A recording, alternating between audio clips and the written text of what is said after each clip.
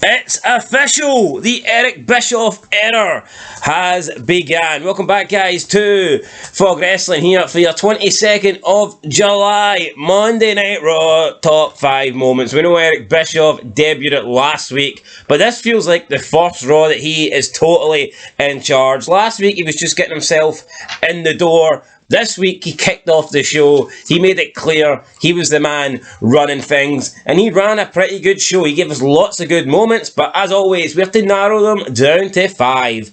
And moving into our 5th moment, it is pretty poetic that Eric Bischoff has just arrived. He's joined Monday Night Raw. And the person coming in 5th place is leaving Monday Night Raw. Because number 5 is Brock Lesnar joining SmackDown. This is how the show ended. Stephanie McMahon was in the limousine. Eric Bischoff was making fun of Stephanie. She's talking about testicles and how she hasn't got any.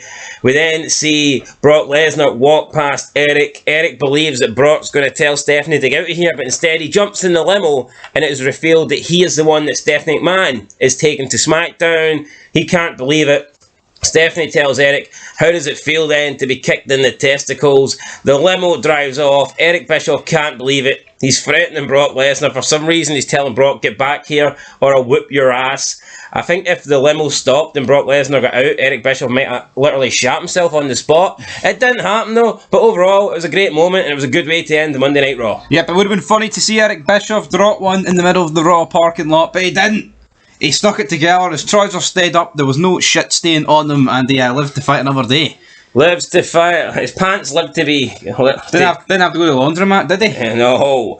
His pants lived another day. Anyway, moving on to number 4, we have the mixed tag match between Trish Stratus and Bubba Ray Dudley versus William Regal and Molly Holly. This is when intergender / mixed wrestling was done right.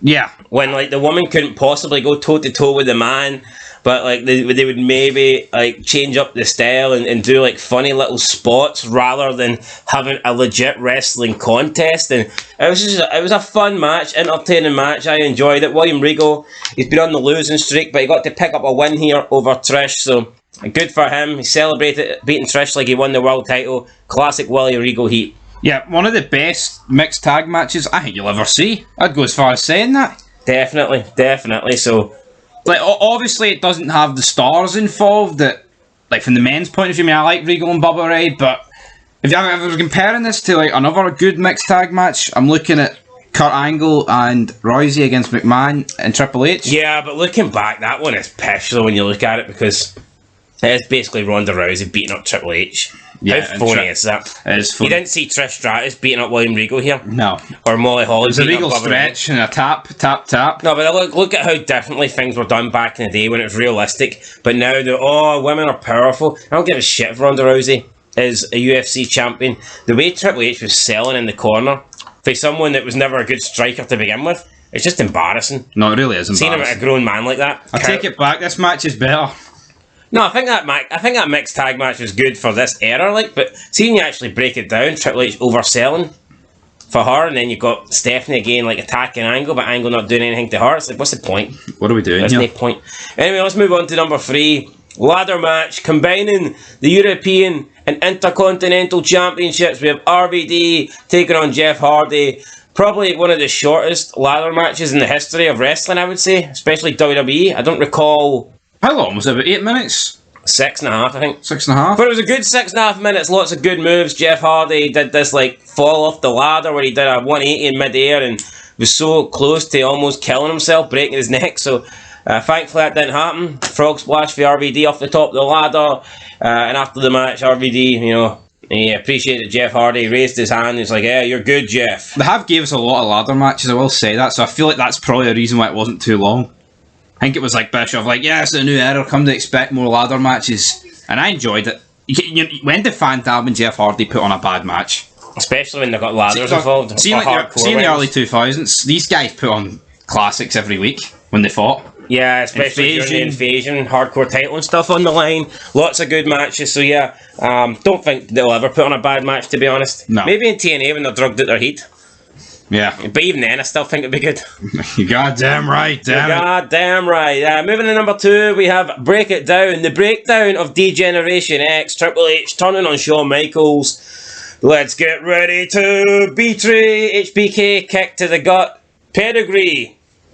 Not a 1, 2, 3 because it wasn't a match, but just a pedigree. Then Triple H ripping off the DX shirt, basically symbolising he doesn't want anything to do with DX and he doesn't want anything to do with Shawn Michaels. And you know, this was good because it wasn't like just a random segment. This happened throughout the night where Michaels just wasn't having it. He wasn't happy with the situation. Triple H was pleading with Michaels, trying to get him to stay, saying that he would do things, he would fix things, and it turns out Triple H's way of fixing things was just completely planting Shawn Michaels' face first. So it was good. Triple H turning heel. Yeah, looking at this initially, I think you can look at it from point of views of it's not really a heel turn, it's more of a, I don't need Shawn Michaels to carry my bags. Yeah, it could be seen as a way, you know, I'm sick of listening to your bullshit, Michaels. You're whining, bitching, shite all night about how you're too good to be my manager. Well, I'm not carrying your bags, brother, but who's carrying the number 1 spot on this list? Take it away, drum roll.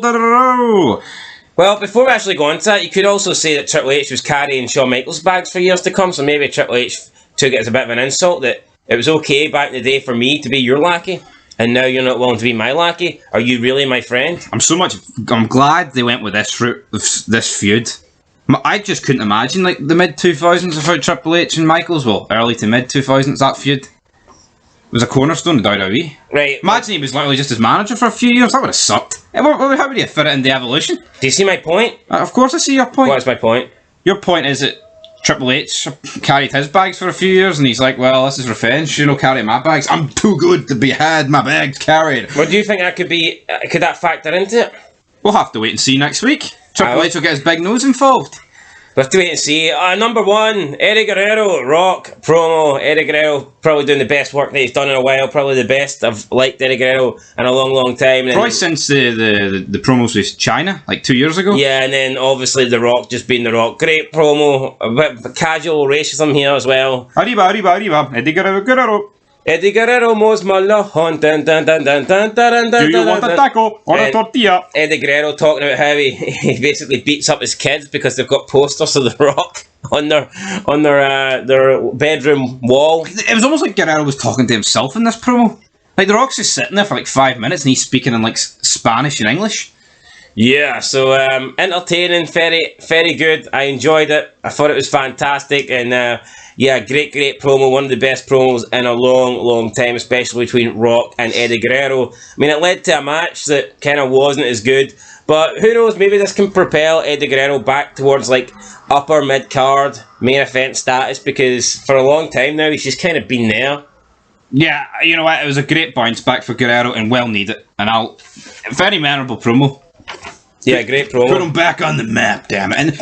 And this just wouldn't work these days because it would be viewed as racist from The Rock or whatever. Can you imagine the negativity and the backlash that would come out after this? I know. It's a disgrace. It's funny. The crowd loved it. That's why wrestling... See, yeah, but when's the last good wrestling promo?